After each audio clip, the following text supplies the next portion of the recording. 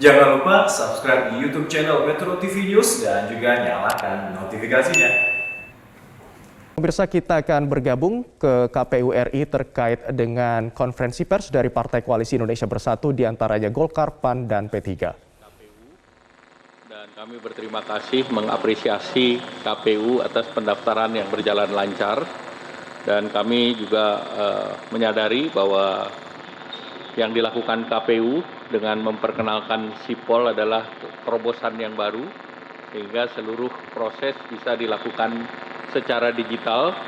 Dan hari ini secara resmi pada hari Rabu tanggal 10, ini 3 partai, yaitu Partai PAN, Partai Golkar, dan P3 yang masuk dalam Koalisi Indonesia Bersatu mendaftarkan bersama-sama.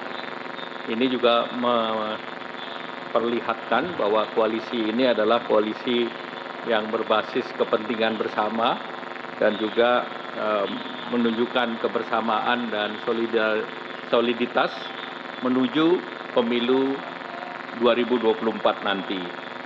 Kami bersepakat bahwa Pileg dan Pilpres ke depan tentunya perlu didukung dan didorong berdasarkan filosofi yang tadi disampaikan oleh Ketua Umum PAN, jujur, adil, demokratis, dan kita berharap bahwa isu-isu primordial bisa ditinggalkan, karena ini tidak pernah lebih penting lagi sekarang adalah politik kebersamaan, politik persatuan. Dalam hal dunia sedang menghadapi ketidakpastian, satu hal yang kita bisa buat sendiri yaitu kepastian dalam berpolitik. Nah, oleh karena itu mekanisme pemilu ini terus kami apresiasi. Tadi disampaikan bahwa Partai PAN sudah mengikuti pemilu 5-6 kali, dan Partai Golkar yang lahir di tahun 64, yang kita tidak ikut hanya pemilu tahun 55. Selebihnya Golkar ikut terus, dan ini adalah pemilu yang ke-13.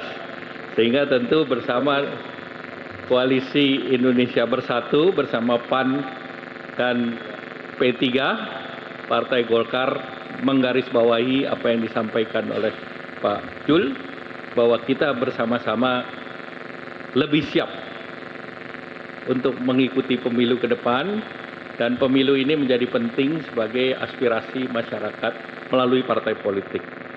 Karena kita tidak ingin kita perlu dalam alam demokrasi ini memperkuat partai politik. Dan tadi juga disampaikan, pemilu ke depan itu menentukan langkah Indonesia dalam 10 tahun ke depan, dalam mencapai tahun 2035. Kita tahu generasi Z dan generasi milenial, sebagian sudah pernah ikut pemilu, sebagian belum. Nah, mereka lah yang nanti akan menentukan bangsa kita ke depan, dan mereka lah juga yang akan menentukan bangsa Indonesia lolos atau tidak lolos dari middle income trap.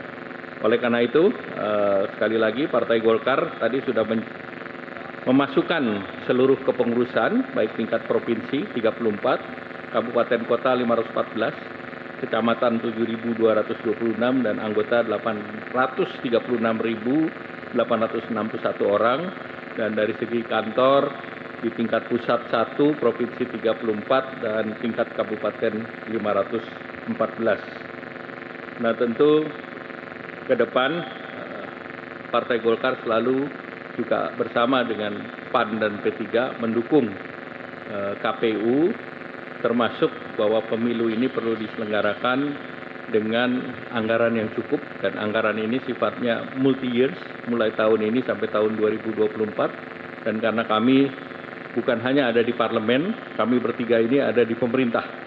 Jadi kami paham, apalagi ada Ketua Bappenas, siklus keuangannya jelas, anggarannya jelas, dan tentu kami bertiga akan kawal supaya proses demokrasi